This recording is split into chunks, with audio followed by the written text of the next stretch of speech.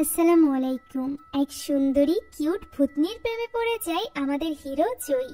ভাইয়ের দেওয়া একটা বাড়ি বিক্রি করতে গিয়ে তার দেখা হয় এই ভূতনির সাথে, যে কিনা ৮০ বছর আগে এই বাড়িতেই খুন হয়েছিল। আর এরপর তারা দুজন মিলে শুরু করে মানুষকে ভয় দেখানোর বিজনেস, যেগুলো দেখে হাসতে হাসতে আপনার পেটে ব্যথা হয়ে যাবে। তবে ভূতনি এবং মানুষের এই ফানি রোমান্টিক গল্পের শেষে এমন মর্মান্তিক একটা টুইস্ট রয়েছে যা আপনি কল্পনাই করতে পারবেন না। তাই চলুন আর দেরি না করে সদ্য মুক্তি পাওয়া থাই হরর এই গল্পটি জানা যাক, যার নাম মাই ভো। গল্পের শুরুতেই আমরা এক পুরনো জরাশীর্ণ বাড়ির দৃশ্য দেখতে পাই, যার বাইরে দাঁড়িয়ে ছিল একজন ছেলে। ছেলেটি এখানে সাহস করে আস্তে আস্তে বাড়ির ভেতরে ঢোকে, যেখানে বাড়ির ভেতরে থাকা ঘড়িতে ঠিক রাত 12টা বেজেছিল। তখনই হঠাৎ করে উপরের ফ্লোর থেকে কিছু আওয়াজ আসতে শুরু হয়। আমরা শুনতে পাই কিছু মানুষের চিৎকারের শব্দ। ছেলেটি আস্তে আস্তে করে সিঁড়ি ধরে উপরে উঠতে থাকে। কিছুটা উপরে উঠেই সে কিছু ভয়ঙ্কর দৃশ্য দেখতে পায়। এক ভয়ঙ্কর মেয়ের আত্মা তার সামনে এসে পড়ে, যে কিনা তার দিকেই ঘুরে তাকায়। আর এই দৃশ্যে সে এতটাই ভয় পেয়ে যায় যে তার ঘুম ভেঙে যায়। এই ছেলেটির নাম ছিল জয়ী। সে মূলত ভুতুড়ে ভিডিও গেম খেলতে ভীষণ পছন্দ করত। সে তখনও বসে ভিডিও গেমই খেলছিল। এর মাঝে চোখ লেগে যাওয়ায় সে এই ভয়ঙ্কর স্বপ্ন দেখেছে। স্বপ্ন দেখে ঘুম ভাঙার পর সে আবারও গেম খেলতে শুরু করে। ভুতুড়ে এই গেম খেলার মাঝখানেই তার মা তার কাছে আসে এবং জিজ্ঞাসা করে সে এখনো পর্যন্ত রেডি হয়নি কেন। তবে গেমের জগতে হারিয়ে যাওয়া জয়ের তো মনেই ছিল না যে আজ তার নানার উইল পড়ার দিন ছিল, অর্থাৎ তার নানা কিছুদিন আগেই মারা গিয়েছে। সে উইলে যার জন্য যা কিছু রেখে গিয়েছে সেই সব ব্যাপারেই আজকে জানানোর কথা। আর এই কারণেই তার কাজিনরা মিলে সবাই জড়ো হয় তার নানার বাড়িতে, যেখানে একে একে সবার জন্য রেখে যাওয়া সম্পদের ব্যাপারে জানানো হয়। সবার শেষে পালা আসে জয়ীর। উইল দেখেই বোঝা যাচ্ছিল যে তার নানা জয়ীকে অনেক ভালোবাসে। তবে সে এখানে জয়ীর জন্য কি রেখে গিয়েছে এটা উইলে লেখার আগেই সে মারা যায়। আসলে এই উইল লিখতে লিখতেই তার নানা মারা গিয়েছিল, আর এই কারণেই সে জয়ীর জন্য কিছু লিখে যেতে পারেনি, যার ফলে তার নানার এত সম্পদ থাকা সত্ত্বেও জয়ী কিছুই পায় না। জয়ী বেচারা মন খারাপ করে সেখানেই বসেছিল। তখনই তার এক খালাতো ভাই তার কাছে আসে এবং তাকে বলে যে সে যেন চিন্তা না করে, এইসব সম্পদ টম্পদ আসলে খুব বড় ব্যাপার না। আর এরপর সে বলে নানা যেহেতু জয়ীর জন্য কিছুই রেখে যায়নি, তাই সে নিজের একটা বাড়ি জয়ীকে দিয়ে দিবে। এমনিতেই সেটা জঙ্গলের ভেতরে, এ কারণে সে কখনোই সেখানে যায় না। জয়ী এই কথা শুনে ভীষণ খুশি হয়ে যায়, কারণ সে তো ওই বাড়ি না দেখে সেটা বিক্রি করার স্বপ্ন দেখছিল।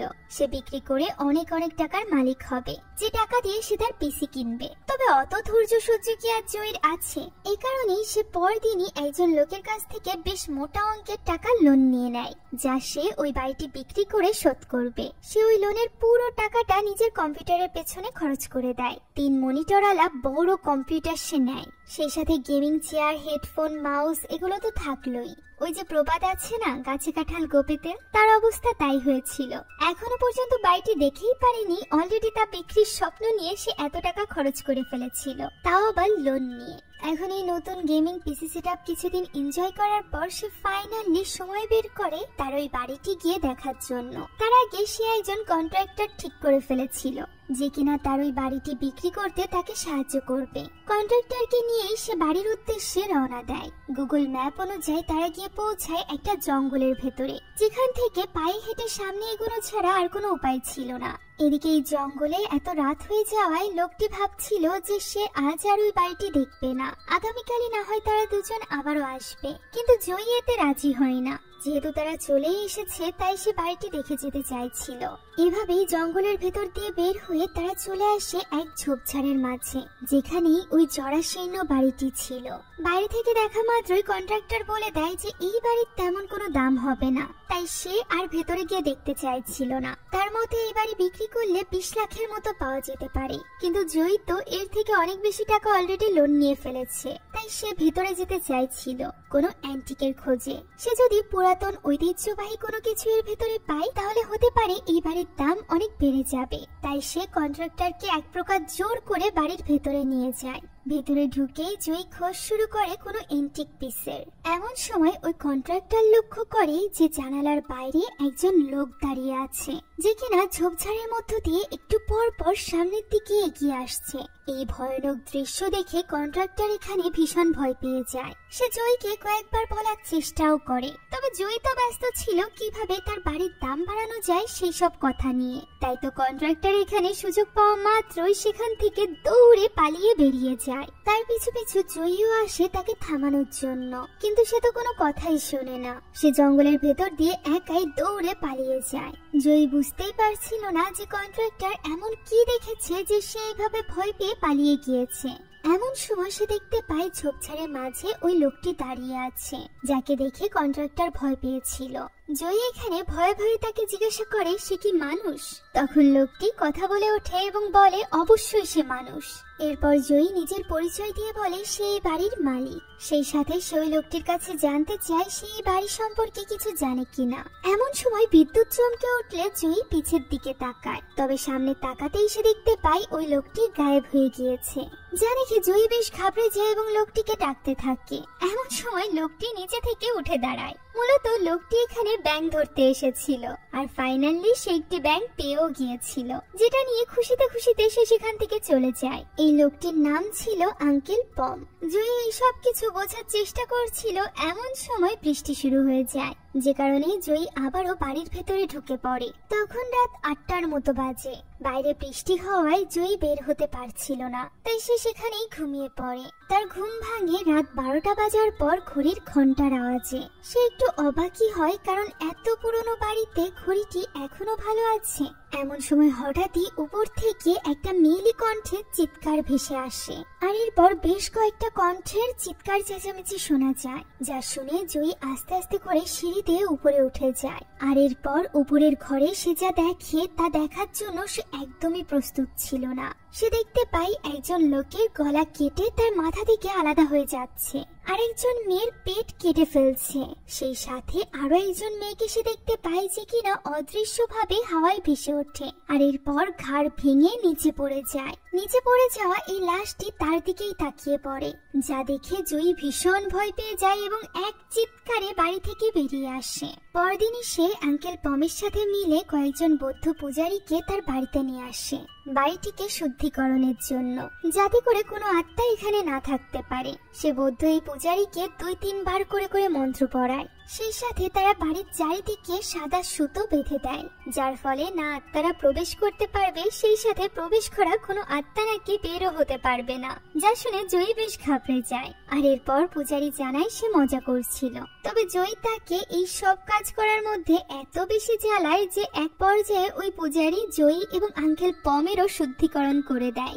এখন পূজারীরা বেরিয়ে যাওয়ার পর আঙ্কেল পমও চলে যেতে চাইছিল, তবে জয়ী তাকে রিকোয়েস্ট করে আজ রাতটা তার সাথে থাকার জন্য।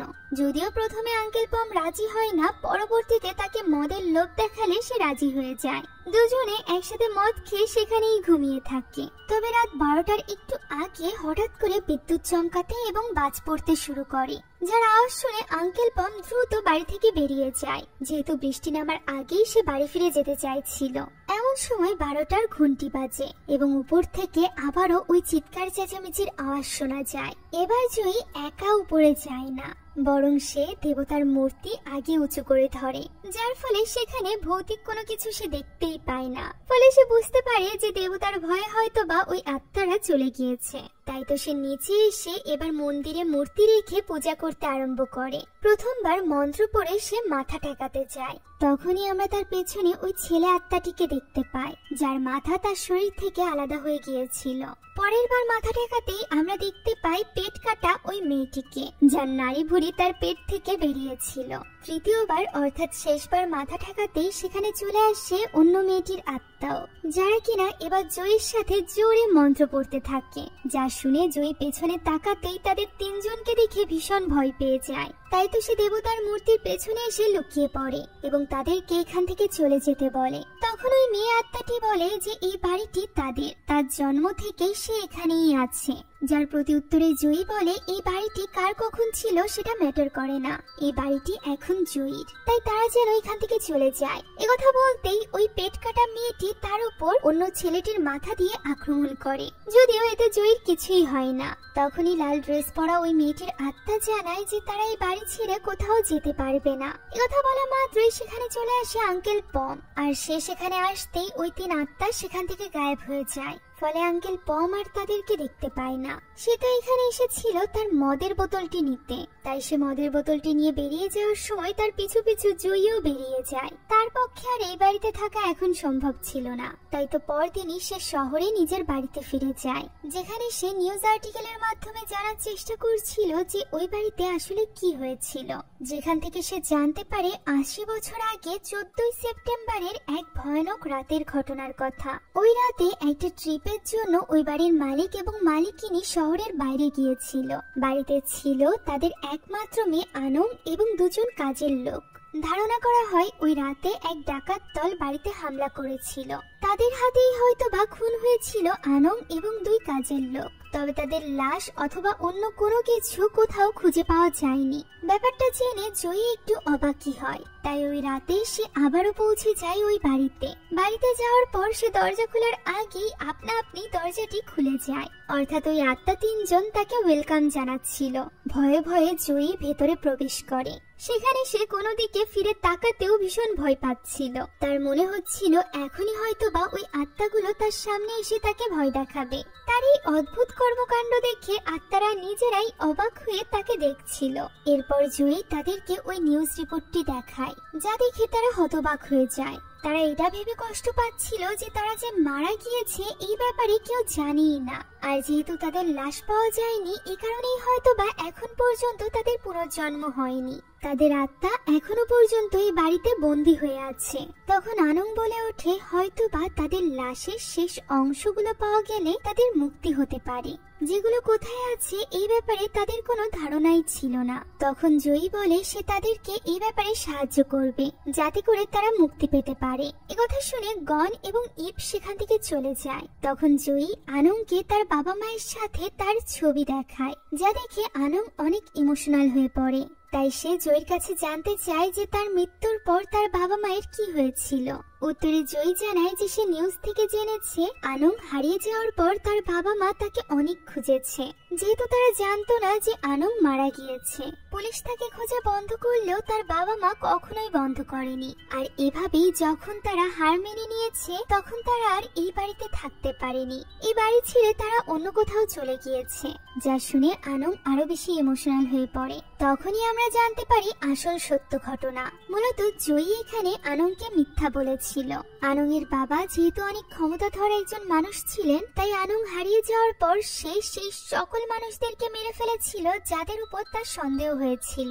এর ফলে তার উপর কেস হয় এবং তাকে মৃত্যুদণ্ড দেওয়া হয়। তার মৃত্যুর মাত্র 1 সপ্তাহের মধ্যেই আনন্দের মা হার্ট অ্যাটাক করে মারা যায়। নিজের বাবা মায়ের এইসব ব্যাপার জানতে পারলে আনন্দ হয়তোবা অনেক বেশি কষ্ট পাবে। একথা ভেবেই জয়ী এখানে তাকে মিথ্যা বলেছিল।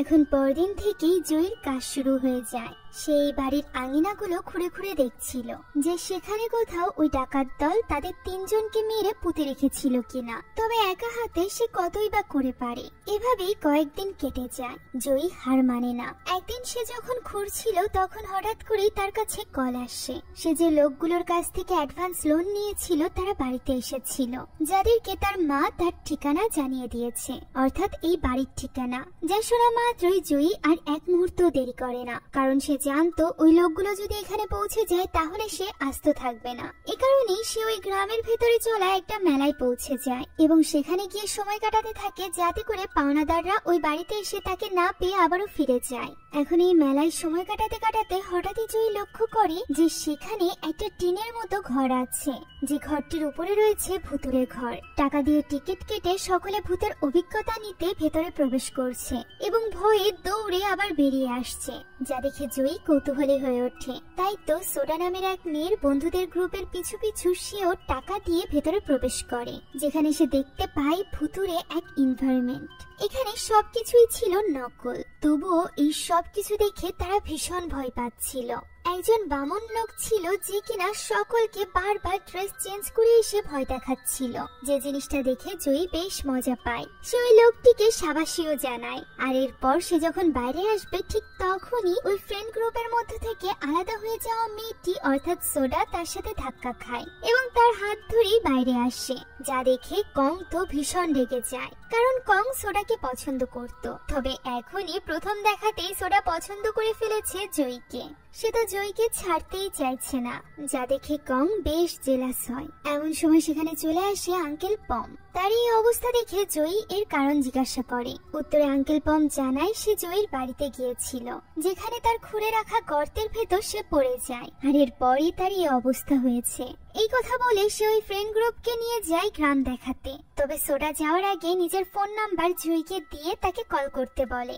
জয়ী এতে করে একটু অবাক হয়। এমন সময় সেখানে চলে আসে মিস্টার হা। মিস্টার হা হলো সেই ব্যক্তি যার কাছ থেকে জয়ী লোন নিয়েছিল। জয়ীর মায়ের দেওয়া ঠিকানা অনুযায়ী মিস্টার হাও গিয়ে পৌঁছেছিল জয়ীর বাড়িতে, যেখানে জয়ীর খুঁড়ে রাখা ওই গর্তের ভেতরে পড়ে তাদের তিনজনের অবস্থাও বেহাল। মিস্টার হা এখানে তার টাকাগুলো ফেরত নেওয়ার জন্য জয়ীকে শাসাতে শুরু করে। তবে জয়ীর মন পড়েছিল ওই ভুতুরে বাড়ির দিকে। এই সব কিছু থেকে সে একটা বুদ্ধি বের করে। সে মিস্টার হায়ের টাকা শোধ করার বদলে তার কাছে আরো কিছু টাকা ধার চায়। মিস্টার হা তার এই কথা শুনে বেশ অবাক হয়। তখন জয়ী বলে সে খুব শীঘ্রই একটা নতুন ব্যবসা শুরু করতে চলেছে, যা থেকে ইনকাম করে সে তার টাকা পরিশোধ করে দিবে আরো বেশি ইন্টারেস্টের সাথে। যা শুনে মিস্টার হাও এই প্রস্তাবে রাজি হয়ে যায়। জয়ী মূলত তার বাড়িটিকেই একটা হন্টেড হাউসে রূপান্তরিত করতে চাইছিল, যেখানে কোনো নকল ভূত নয়, বরং থাকবে ওই 3 আসল ভূত। এর জন্য আগে তো ওই ভূতদেরকে রাজি করানো দরকার, যে কারণে জয়ী এবার চলে আসে আনং, গন এবং ইপের সাথে কথা বলতে। সে তাদেরকে সবকিছু খুলে বলে, সেই সাথে নিজের লোনের ব্যাপারেও জানায়। তবে লোনের এমন শোনা মাত্রই ইপ বলে ওঠে, তাহলে তো তাদের সারা জীবন ভূত সেজে এই বাড়িতেই থাকতে হবে। এতগুলো টাকা এত সহজে তো তারা ইনকাম করতে পারবে না। তবে জয়ী তাদেরকে আশ্বস্ত করে যে তারা যদি ভালোভাবে পারফর্ম করে তাহলে তারা দ্রুত অনেক টাকা ইনকাম করতে পারবে, যা দিয়ে সে লোন শোধ করবে।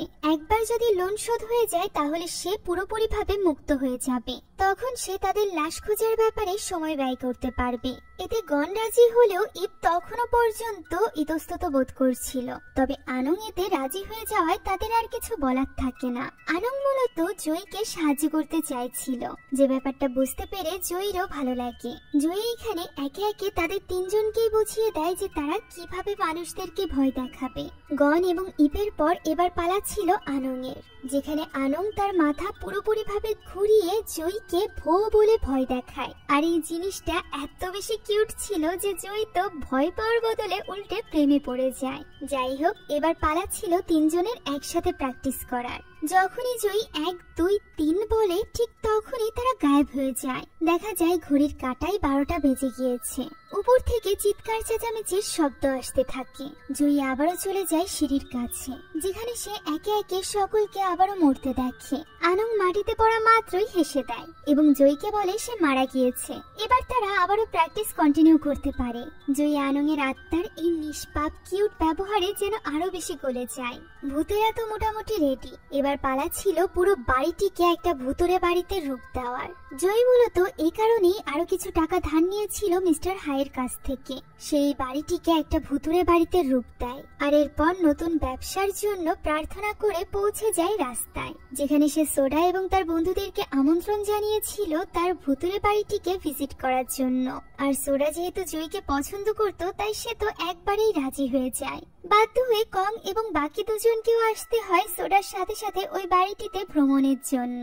বাড়িতে ঢুকেই তারা আনং এর একটা ছবি দেখতে পায়, যেটা কিনা নড়াচড়া করছিল এবং ভয় দেখাচ্ছিল। এরপর তারা ভয়ে ভয়ে চলে যায় উপরের ফ্লোরে, যেখানে ভয় দেখানোর জন্য উল্টে ঝুলে নেমে আসে ইপ। ইপকে এইভাবে দেখে তারা ভীষণ ভয় পেয়ে যায়।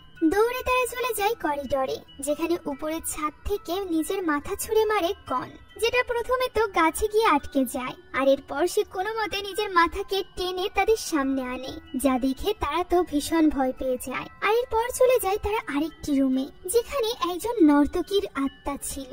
এই আত্মাটি আর কেউ নয় বরং আনং ছিল। আনং এখানে মিউজিকের তালে তালে একটু পর পর কিছুক্ষণ নাচছিল।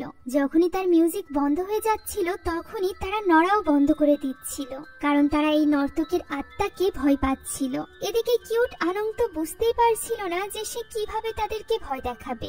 শেষমেশ সে চোখে কিছু একটা দিয়ে নিজের চোখ থেকে রক্ত বের করে ভয়ানক রূপ নিয়ে তাদেরকে ভয় দেখায়, যা দেখে তারা তো ভীষণ ভয় পেয়ে যায়। আর এরপর একে একে 3টা ভূতই তাদের সামনে চলে আসে এবং ভয় দেখায়। ফলে ভয় পেয়ে তারা এক দৌড়ে বাড়ি থেকে বেরিয়ে যায়। 3 আত্মার এই প্রথম পারফরমেন্সে জয়ী ভীষণ খুশি হয়, যদিও এখনো তাদের অনেক প্র্যাকটিসের প্রয়োজন ছিল, কারণ এরপর তাদেরকে অনেকেই দেখতে আসবে যাদের চোখ এড়িয়ে তাদেরকে ভয় দেখানো বেশ কঠিন হয়ে দাঁড়াবে। তাই তো গন এবং ইপ চলে যায় প্র্যাকটিস করতে। আনং এখানে জয়ীকে প্রশ্ন করে যে তাকে দেখতেও কি ভয়ঙ্কর লেগেছে। জয়ী এই কথার কোনো সোজাসাপটা উত্তর দিতে পারে না, কারণ জয়ীর কাছে তো আনংকে একটু ভয়ঙ্কর লাগে না। এরপর আনং জয়ীর কাছে জানতে চায় যে সে পেশায় কি করে। উত্তরে জয়ী জানায় সে একজন ভিডিও গেম স্ট্রিমার। আনং একটু অবাক হয়, কারণ এই জিনিসটা তার জন্য নতুন ছিল।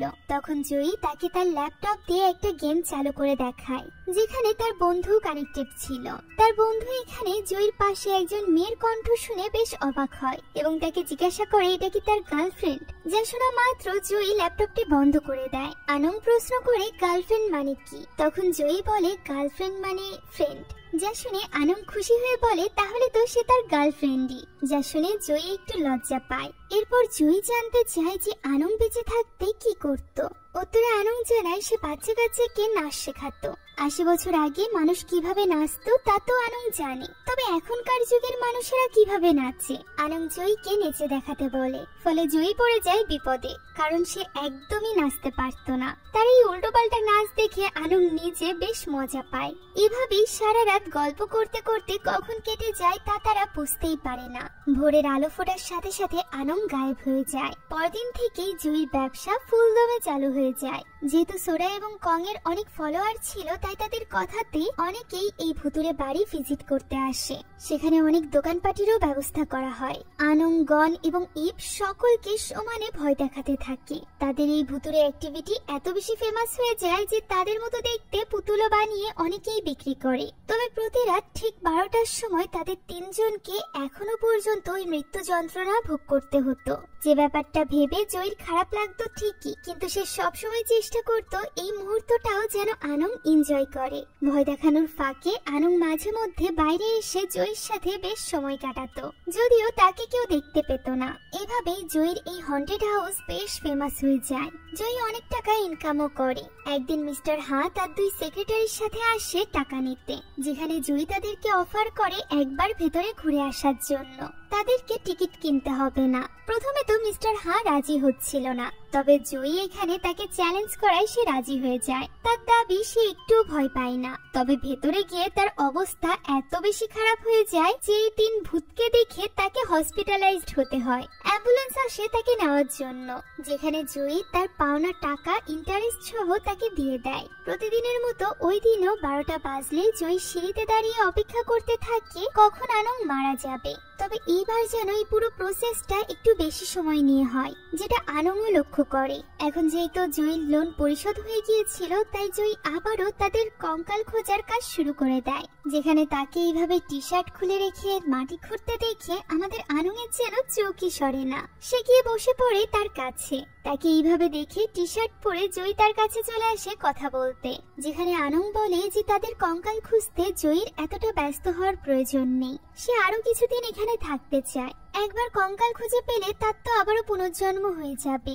যা শুনে জয়ী তো খুশি খুশি রাজি হয়ে যায়। তবে এদিকে ইপ বেশ রেগে যায়। এখন পরদিন জয়ী তাদের উদ্দেশ্যে একটা পার্টি রাখে, যে কারণে আজকের দিনের জন্য হন্টেড হাউস বন্ধ রাখা হয়। তারা একসাথে বসে চেয়ার্স করে ড্রিঙ্ক করে এবং গল্প করতে থাকে।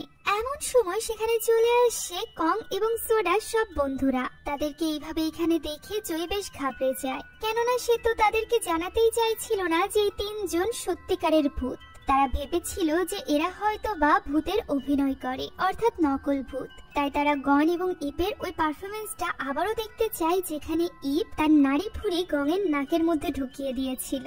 ইপও নিজের প্রশংসা শুনে এতটা এক্সাইটেড হয়ে যায় যে তারা রাজি হয়ে যায়, যা দেখে জয়ী এবং আনং এবার ভয় পেয়ে যায়। এটা করতে গিয়ে গন হাসি দেয় এবং তার মাথা তার শরীর থেকে আলাদা হয়ে যায়, যা দেখে নেশায় ধূত কং এবং সোডার বন্ধুরা মনে করে যে তারা হয়তো বা আগের মতোই ভুতুরে অভিনয় করছে, অর্থাৎ তারা বুঝতেই পারে না যে এরা আসলেই ভূত। তাই তো বাহানা দেখিয়ে তারা বোঝার আগেই আনং তাদেরকে নিয়ে ভেতরে চলে যায়। তারা তিনজন চলে যাওয়ার পর সোডারা গান চালিয়ে দিয়ে পার্টি করতে আরম্ভ করে, যেখানে সোডা আবারও আগের মতো করে জয়ীর সাথে লাইন মারছিল। তাকে এইভাবে তার সাথে ঘনিষ্ঠ হতে দেখে একে তো কম জেলাস ফিল করছিল, সেই সাথে জেলাস ফিল করছিল আমাদের কিউট বউ অর্থাৎ আনং। তাদের এই পার্টির মাঝখানেই আঙ্কেল পম চলে আসলে তারা সেখান থেকে বেরিয়ে যায়, আর তারা যাওয়ার সাথে সাথেই আনং মুখ ভার করে জয়ীর পাশে এসে দাঁড়ায়। জয়ী বুঝতে পারে আনং তার উপর রেগে আছে, তাই সে আনং এর রাগ ভাঙাতে তাকে রিকোয়েস্ট করে যে আনং যেন তাকে নাচ করা শেখায়। আনং এতে মনে মনে খুশি হয়ে যায়, যদিও আত্মা হওয়ার কারণে জয়ী চাইলেও আনং এর হাত স্পর্শ করতে পারতো না। এই কারণেই তারা এইভাবেই ডান্স করে, এইভাবেই তারা খুব সুন্দর মুহূর্ত কাটায়। পরদিন সকালেই জয়ী আনং এর বাড়ির সামনে ঠিক ওই রকম একটা গাছ লাগায়, যেরকম একটা ফুল গাছ আনং বেঁচে থাকতে তার বাড়ির সামনে ছিল। রাতের বেলা আনং এটা দেখে ভীষণ খুশি হয়ে যায়। গাছটি ছিল কাঠগোলাপ ফুল গাছ, যার একটা ছবি তুলে জয়ী তার ইনস্টাগ্রাম আইডিতে আপলোড দিতে যায়। তখন আনং জিজ্ঞাসা করে ইনস্টাগ্রাম কি। জয়ী তাকে সব বুঝিয়ে বলে, সেই সাথে তাকে একটা ইনস্টাগ্রাম আইডিও খুলে দেয়, যেখানে সে তার সাথে একটা সেলফি তুলে আপলোড দেয়। যদিও সেলফিতে আনংকে দেখা যাচ্ছিল না, কিন্তু জয়ী তো জানতো যে তার পাশে আনং আছে। এখন জয়ীর আর বুঝতে বাকি থাকে না যে সে আনং এর প্রেমে হাবুডুবু খাচ্ছে। তাই সে এবার জানতে চাইছিল যে ভূতের প্রেমে পড়লে কি করতে হবে, বা ভূতের সাথে কিভাবে একসাথে থাকা যায়। তখনই যেসব আর্টিকেল তার সামনে আসছে তা দেখে তার রাতের ঘুমই তো হারাম হয়ে যায়। সব জায়গায় একটাই কথা ছিল যে আত্মার প্রেমে পড়লে অথবা কোনো আত্মা যদি কারোর প্রেমে পড়ে তাহলে তার মৃত্যু সুনিশ্চিত, কেননা একসাথে থাকার জন্য ওই আত্মাই নাকি ওই মানুষকে মেরে ফেলে। ফলে এই সব কিছু জানার পর জয়ী একটু ভয়ে ভয়ে ওই দিন বাড়িতে প্রবেশ করে। আনং তখন ছাদে বসে ভায়োলিন বাজাচ্ছিল, যার আওয়াজ শুনে জয়ী চলে যায় উপরের তলার ব্যালকনিতে। তবে সেখানে হঠাৎ করে আনং তার সামনে এসে যাওয়ায় সে নিচে পড়ে যায়, ফলে জয়ী হাতে ব্যথা পায়। আনং এখানে বারবার জয়ীর কাছে এসে ক্ষমা চাইতে থাকে, কেননা সে ইচ্ছা করে এটা করেনি। তবে ওই মুহূর্তে জয়ী আনং এর সাথে কোনো কথা বলতে চায় না। সে সরাসরি বাড়ি থেকে বেরিয়ে যায় এবং রোডের কাছে একটা বাস স্টপে গিয়ে বসে। সেখানে বসে সে ভাবতে থাকে। ফাইনালি সে বুঝতে পারে যে এই সব কিছুতে আনং এর কোনো দোষ নেই। সে কিছু আর্টিকেল দেখে ঘাবড়ে গিয়েছিল, আর এই কারণেই এইসব উল্টোপাল্টা জিনিস তার মাথায় আসছে। এটা বুঝতে পেরে সে আবারও বাড়িতে ফিরে আসে। তবে বাড়িতে ঢুকতেই সে বুঝতে পারে যে এই বাড়িতে সে বাদেও আরো কেউ আছে। বাড়িতে আসলে ভুতুরে অনেক কিছু ছিল, যেগুলো চুরি করার জন্য একটা চোর ঢুকেছিল। এখানে ওই চোরের সাথে জয়ীর হাতাহাতি শুরু হয়ে যায়। এরই মাঝে চোরের আর এক সাথী এসে জয়ীর মাথায় আঘাত করে, ফলে জয়ী অজ্ঞান হয়ে যায়। হঠাৎই জয়ী উঠে দাঁড়ায় এবং ওই দুই চোরকে দুই হাতে গলা চেপে ধরে উঁচু করে ধরে। আমরা বুঝতে পারি এটা জয়ী ছিল না, বরং জয়ীর শরীরে ছিল আনং এর আত্মা। মুহূর্তের মধ্যেই আনং এর মনে পড়ে যায় যে ঠিক এইভাবেই ওই চোর ৮০ বছর আগে তার গলা চেপে ধরে তাকে হত্যা করেছিল। তাই সে তখনই এই দুই চোরকে ছেড়ে দেয় এবং অবাক হয়ে দাঁড়িয়ে নিজের হাতের দিকে তাকিয়ে থাকে। এদিকে জয়ীর শরীর মাটিতে লুটিয়ে পড়ে। জ্ঞান ফেরার পর জয়ী লক্ষ্য করে তার মাথা ফেটে রক্ত বেরিয়ে গিয়েছে। সে আনং এর কাছে জানতে চায় এখানে কি হয়েছে। আনং কাঁদতে কাঁদতে তাকে সবকিছু খুলে বলে। এটাও বলে যে সে জয়ীর শরীরে প্রবেশ করেছিল। জয়ী এখানে ভয়ে ভয়ে আনংকে জিজ্ঞাসা করে যে আনং কি তাকে সাথে করে নিয়ে যেতে চায়। আনং উত্তরে বলে সে এটা কখনোই চায় না। সে তো উল্টে জয়ীর সাথে এই দুনিয়াতেই বেশি থেকে বেশি সময় কাটাতে চায়। এইসব কথার মাঝেই ভোরের আলো ফুটে যায়, যে আলোর সাথে সাথে আনংও গায়েব হয়ে যায়। ওই দিন পথে জয়ীর সোডা এবং কমের সাথে দেখা হয়, যারা কিনা একসাথে ঘুরে বেড়াচ্ছিল।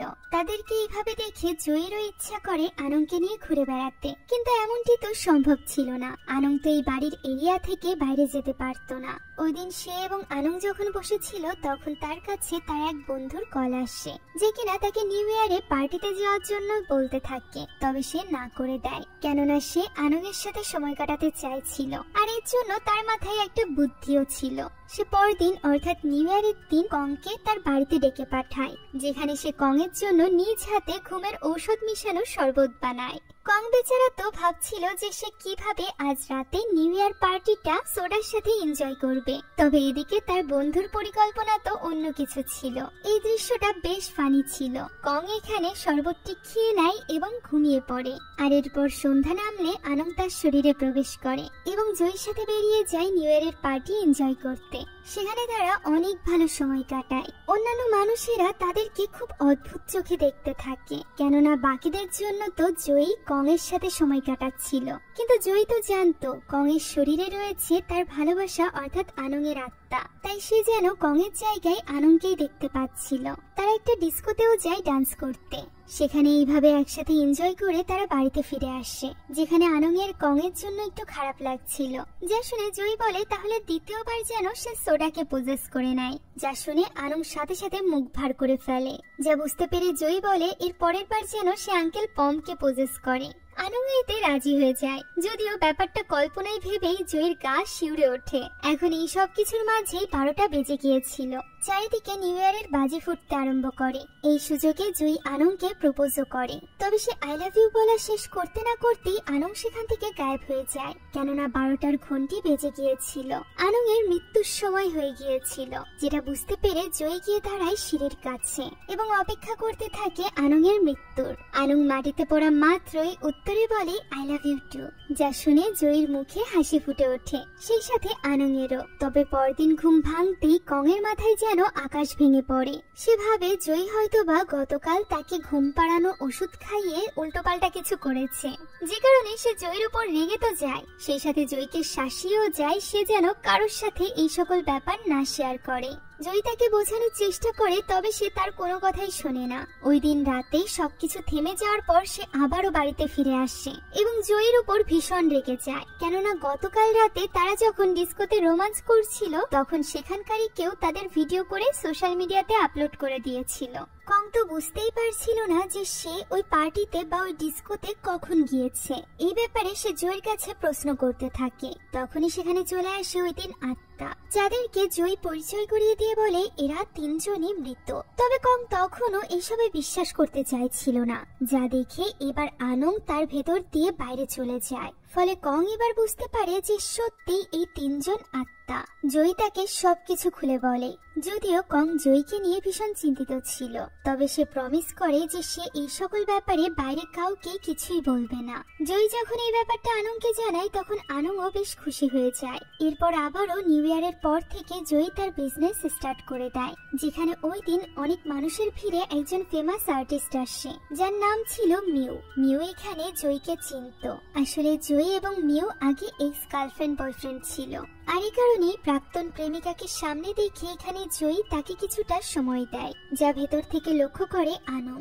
আনং তাদেরকে এইভাবে দেখে একটু সন্দেহ করে, যে কারণে সে ঢুকে পড়ে আঙ্কেল পমের শরীরে। সে মূলত মিউ এর বন্ধুর মুখ থেকে জানতে চাইছিল যে মিউ আসলে কে। এক্স গার্লফ্রেন্ডের মানে সে প্রথমে বুঝতে পারছিল না। পরবর্তীতে মিউ এর বন্ধু তাকে বুঝিয়ে বলে যে তারা দুজন আগে সম্পর্কে ছিল। সে যখন এখানে জয়ী এবং মিউকে একসাথে দেখে তাদের প্রশংসা করছিল, তখন আমাদের আনং তো জ্বলে পুড়ে শেষ হয়ে যাচ্ছিল, সেই সাথে জ্বলে যাচ্ছিল গরম করতে থাকা ব্যাঙও। এরই মাঝে মিউ এবং জয়ীও সেখানে চলে আসে। মিউ বিদায় নিয়ে চলে যাচ্ছিল, তবে সে যাওয়ার আগে আবারও ফিরে আসে জয়ীর কাছে এবং তাকে জানায় আগামীকাল পর্যন্ত সেই গ্রামে আছে। আগামীকালকে 3টা কি জয়ী তাকে দিবে। জয়ী এই কথাই রাজি হয়ে যায়, যা দেখে আনং আরো বেশি জ্বলতে থাকে। এদিকে পরদিন জয়ী ঠিকই যায় তার এক্স গার্লফ্রেন্ড অর্থাৎ মিউ এর এক্সিবিশনে। মিউ মূলত এই এক্সিবিশনের জন্য এই গ্রামে এসেছিল। এখানে মিউ এর আঁকা হাজারো ছবির মধ্যে সেই মুহূর্তগুলোর ছবি ছিল, যে মুহূর্তগুলো মিউ এবং জয়ী একসাথে কাটিয়েছে। দুজনে বসে এইসব ব্যাপারেই কথা বলছিল। এমন সময় মিউ জয়ীকে জিজ্ঞাসা করে যে তার গার্লফ্রেন্ড আছে কিনা। আরো বুঝতে পারি মিউ এর মনে এখনো জয়ীকে নিয়ে ফিলিংস ছিল। তবে জয়ীর লাজুক মুখ দেখে আমরা বুঝতে পারি যে জয়ী হয়তোবা তার গার্লফ্রেন্ডের কথা অর্থাৎ আনং এর কথা এবার মিউকে জানিয়ে দিবে। এখন ওই রাতে ওই এক্সিবিশন থেকে হন্টেড হাউসে ফিরতে একটু দেরি হয়ে যায়, যেখানে সে লক্ষ্য করে ভেতর থেকে আজ সকলে একটু বেশি ভয় পাচ্ছে। তাই সে অপর পাশ দিয়ে ভেতরে ঢোকার চেষ্টা করে, যেখানে সে গন এবং ইপের আত্মাকে ভয়ে থরথর করে কাঁপতে দেখে। সে অবাক হয়ে গিয়ে জিজ্ঞাসা করে যে তারা ভেতরে নেই, তাহলে অন্যরা কিভাবে ভয় পাচ্ছে। তখন গন এবং ইপ জানায় আনং এত বেশি ভয়ঙ্কর হয়ে উঠেছে যে তাকে দেখে তাদের পর্যন্ত ভয় লাগছে। যা শুনে জয়ী তাড়াতাড়ি ভেতরে চলে যায়, যেখানে আনং বিশাল আকৃতি ধারণ করেছিল। জয়ী তাকে জিজ্ঞাসা করে যে সে নিজেকে এরকমটি কেন বানিয়েছে। উত্তরে আনং বলে সেই তো আনংকে বলেছে ভয়ঙ্কর রূপ ধারণ করতে। যা শুনে জয়ী বুঝতে পারে আনং কিছু নিয়ে রেগে আছে, তাই সে তাকে স্বাভাবিক রূপে আসতে বলে আর এরপর তার সাথে কথা বলার চেষ্টা করে, যেখানে আনং এই বলে কাঁদতে থাকে যে সে একটা ভূত, সে কখনোই জয়ীর গার্লফ্রেন্ড হতে পারে না। শুধুমাত্র তাই নয়, তাদের কখনো বিয়ে হবে না, কখনো বাচ্চা হবে না, তারা কখনো একসাথে থাকতেও পারবে না। এই কথা বলে আনং বাচ্চাদের মতো কাঁদতে শুরু করে। তাকে এইভাবে কাঁদতে দেখে জয়ী বলে যে কেন পারবে না তারা। যা শুনে অবাক আনং আরো বেশি কাঁদতে থাকে। পর মুহূর্তে আমরা দেখতে পাই জয়ী তাদের বৌদ্ধ দেবতার মূর্তির সামনে বসে আনংকে সুখে রাখার শপথ গ্রহণ করে এবং নিয়ম অনুযায়ী তারা দুজন একজন আরেকজনকে বিয়ে করে নেয়। বিয়ের প্রথা শেষ করে তারা যখন ছাদে দাঁড়িয়ে ছিল, তখন জয়ী আনংকে জিজ্ঞাসা করে যে বেঁচে থাকতে তো নিশ্চয়ই আনংয়ের অনেক স্বপ্ন ছিল। আনং এতে সম্মতি জানায়। জয়ী বলে মারা যাওয়ার পর তার আফসোস হয় না যে তার ওই স্বপ্নগুলো পূরণ হয়নি। আনং বলে আগে তো আফসোস হতো, কিন্তু এখন আর হয় না, কারণ সে জয়ীকে পেয়েছে। একথা শুনে জয়ী অনেক খুশি হয়ে যায়। তারা দুজন একজন আরেকজনকে স্পর্শ করতে পারতো না, তবুও তাদের দুজনের ভালোবাসার কোনো কমতি ছিল না। পরদিন বাড়িতে ফিরে খাওয়ার সময় আনংয়ের ব্যাপারে জয়ী তার মাকে জানায়। আনংকে যেহেতু ভুতুরে বাড়িতে তার মায়ের আগেও দেখেছে, সেই সাথে সে তাকে মানুষই মনে করে, তাই তার কাছে ব্যাপারটা অদ্ভুত লাগে না। এই ব্যাপারে কথা বলতে বলতে জয়ীর মা তাকে টপের ব্যাপারে জানায়। টপ হলো সেই কাজিন যে কিনা জয়ীকে ওই বাড়িটি দিয়েছিল। মূলত সাম্প্রতিক টপ জোয়ার নেশায় সব সম্পদ হারিয়ে ফেলেছে। সে পুরোপুরি ভাবে ব্যাংক্রাফট হয়ে গিয়েছে। ব্যাংক তার সব সম্পদ নিয়ে নিয়েছে, শুধুমাত্র ওই বাড়িটি বাদে যে বাড়িটি সে জয়ীকে দিয়েছিল। যা শুনে জয়ীর মনে একটু সন্দেহ হয়, তাই সে দ্রুত চলে যায় হন্টেড হাউসে, যেখানে গিয়ে সে দেখতে পায় টপ ওই বাড়িটি ভাঙার প্রস্তুতি নিচ্ছে। যা দেখে সে একেবারে হতবাক হয়ে যায়। সে টপকে বলে সে তো এই বাড়িটি তাকে দিয়ে দিয়েছিল। উত্তরে টপ বলে সে কাগজপাতি করতে দিয়েছিল ঠিকই, কিন্তু সেটা এখনো কমপ্লিট হয়নি, অর্থাৎ এই বাড়িটি এখনো পর্যন্ত টপের। আর যেহেতু টপ তার সকল সম্পদ হারিয়ে ফেলেছে, তাই সে এখন আর এই বাড়িটি জয়ীকে দিতে চায় না। সেই বাড়িটি ভেঙে এখানে নতুন একটা বিল্ডিং তুলবে, যেটা পরবর্তীতে হোটেল হিসাবে চালাতে পারবে। একথা বলতে না বলতেই সে বাড়িটি ভাঙার কাজ শুরু করে দেয়, যা দেখে জয়ী যেন পাগল হয়ে যায়। মুহূর্তের মধ্যে তার সবকিছু শেষ হয়ে যায়, তার ব্যবসা, সেই সাথে আনংও। রাতের অন্ধকারে সেই ধ্বংস অবশেষের মধ্যে এসে আনংকে খুঁজতে থাকে। সে বারবার আনংকে ডাকতে থাকে, কারণ সে ভয় পাচ্ছিল এই বাড়িটি ভাঙার ফলে হয়তোবা আনংয়ের আত্মাও চলে যাবে। আর ঠিক এমনটিই হয়। রাতের পর রাত জয়ী এসে ওই স্থানে অপেক্ষা করতে থাকে, তবে আনং আসে না। এভাবেই কয়েকটা রাত কেটে যায়। এখন ওই স্থান থেকে কাঠগুলো সরিয়ে ফেলা হয়েছে। প্রতি রাতের মতো ওই রাতও জয়ী অপেক্ষা করছিল আনংয়ের। সেই সাথে আনংয়ের কাছে ক্ষমা চাইছিল তাকে রক্ষা করতে না পারার জন্য। এমন সময় বৃষ্টি শুরু হয়ে যায়। কাদার মধ্যে তার পায়ে লাগে কোন একটা কাপড়, যা দেখে সে একটু অবাক হয়। সেখান থেকে মাটি সরাতেই সে দেখতে পায় সেখানে পড়ে আছে কঙ্কাল, অর্থাৎ এই বাড়ির নিচেই ছিল আনং, গন এবং ইপের লাশ। এই লাশ দেখা মাত্রই জয়ীর কিছু একটা মনে পড়ে যায়। সে ওই সকল দৃশ্য নিজের চোখের সামনে দেখতে পায়, যেসব কিছু আনং, ইপ এবং গণের সাথে ঘটেছিল। ৮০ বছর আগে ৩ জন চোর এই বাড়িতে এসেছিল, যাদের মধ্যে থেকে ২ জন গন এবং ইপকে খুবই নির্মমভাবে হত্যা করেছিল। আর এরপর তাদের সর্দার আনংয়ের গলা চেপে ধরে এবং তাকে হাওয়ায় তুলে তার ঘাড় ভেঙে তাকে মেরে ফেলে। পড়তে পড়তে আনং তার মুখের মাস্ক খুলে দেয়। আর এরপরই আসে গল্পের সবচেয়ে বড় টুইস্ট। এই লোকটি আসলে জয়ী নিজে ছিল। হ্যাঁ, জয়ীর পুনর্জন্ম। জয়ী আগের জন্মে সেই ডাকাত ছিল যে কিনা আনংকে খুন করেছিল। সে শুধুমাত্র খুনই করেনি, বরং আনং, গন এবং ইপকে এই বাড়ির নিচেই পুঁতে রেখেছিল, এমন ভাবে যাতে করে তাদের আত্মার কোনো কিছু মনেও না থাকে, সেই সাথে কেউ কখনো টেরও না পায়। এই সবটা বুঝতে পেরে জয়ী প্রচন্ড অনুতাপ করতে থাকে। এমন সময় তার কাছে আসে আনংয়ের আত্মা। সে আনংয়ের আত্মার কাছে বারবার ক্ষমা চাইতে থাকে। গত জন্মে করা তার এই পাপের জন্য সে আনং, গণ এবং ইপ সবার কাছে ক্ষমা চায়। তখন আনং বলে সে তার উপর কিভাবে রেগে থাকবে। গত জন্মে সে তার জীবন নিয়েছে ঠিকই, তবে এই জন্মে সে তাকে নতুন ভাবে বাঁচতে শিখিয়েছে। একজন আত্মা হওয়ার পরও তাকে ভালোবাসা অনুভব করিয়েছে। সে জয়ীকে ভালোবাসে, তাই যা কিছু হয়েছে তার জন্য যেন জয়ী কখনোই নিজেকে দায়ী না করে। একথা শুনে জয়ী কাঁদতে থাকে এবং আনংকে অনুরোধ করতে থাকে তাকে যেন সে ছেড়ে না যায়। তবে আনংয়ের তো ডাক চলে এসেছে, যে কারণে সে সেখান থেকে অদৃশ্য হয়ে যায়। সেখানেই অঝরে কাঁদতে থাকে জয়ী। পরদিনই সে আনং, গণ এবং ইপের কঙ্কালকে রীতি অনুযায়ী দাহ করে। তবে সে আনংয়ের কঙ্কালের থেকে তার ব্রেসলেটটা রেখে দিয়েছিল আনংয়ের স্মৃতি হিসাবে। আর এই স্মৃতি নিয়েই সে তার বাকি জীবন কাটাতে থাকে। সে তার অভিজ্ঞতা দিয়ে একটা গেম বানায়, যে গেমটি ছিল আনং, গণ এবং ইপকে নিয়ে। এই হরর গেমটির মাধ্যমে সে আনংকে সকলের মাঝে জীবিত রাখতে চাইছিল। আর এমনটিই হয়, আনং এই গেমের মাধ্যমেই বেঁচে থাকে মানুষের মাঝে। তবে জয়ীর বেঁচে থাকার জন্য তো আনংয়ের স্মৃতি যথেষ্ট ছিল। এভাবেই আনংয়ের স্মৃতি বুকে নিয়ে সে কাটিয়ে দেয় 60টি বছর। 60 বছরের এই জীবনে সে আর কাউকে আপন করে নিতে পারেনি। বৃদ্ধ জয়ী এখন পুরোপুরি একা। সে তার অফিসে বসে তার শেষ সময় কাটাচ্ছিল। তার সামনে ছিল একটা কাঠগোলাপের গাছ। এমন সময় হঠাৎই ঘড়িতে ঘন্টা বাজতে শুরু করে। আমরা বুঝতে পারি রাত 12টা বেজে গিয়েছে। চোখ বন্ধ করে জয়ী আনংয়ের স্মৃতিগুলোই মনে করতে থাকে। আর এই স্মৃতিগুলো মনে করতে করতে জয়ী তার শেষ নিঃশ্বাস ত্যাগ করে। আমরা দেখতে পাই মৃত্যুর পর ফাইনালি আনং এবং জয়ী এক হয়ে গিয়েছে। এখন তারা একজন আরেকজনকে স্পর্শ করতে পারে, একজন আরেকজনের সাথে ডান্স করতে পারে। এই সুন্দর মুহূর্তগুলোর কথা ভেবেই তো এই 60টি বছর কাটিয়ে দিয়েছে বৃদ্ধ জয়ী। সেই সাথে এতগুলো বছর কিন্তু আনংয়ের আত্মাও তার জন্য অপেক্ষা করেছে। আর এই সুন্দর দৃশ্যের মধ্য দিয়েই আজকের এই থাই হরর গল্পটি এখানেই শেষ হয়ে যায়। আমার কাছে তো এই গল্পটি সব থেকে ইউনিক এবং সব থেকে সুন্দর লেগেছে। হ্যাঁ, এতে ভয় পাওয়ার মতো তেমন কিছু ছিল না, কিন্তু একটা সুন্দর লাভ স্টোরি ছিল। আপনাদের কাছে এই লাভ স্টোরি কেমন লেগেছে তা কমেন্টে জানাতে ভুলবেন না। সেই সাথে আমাদের চ্যানেলে নতুন হয়ে থাকলে please subscribe to our channel. Thank you so much for watching this video.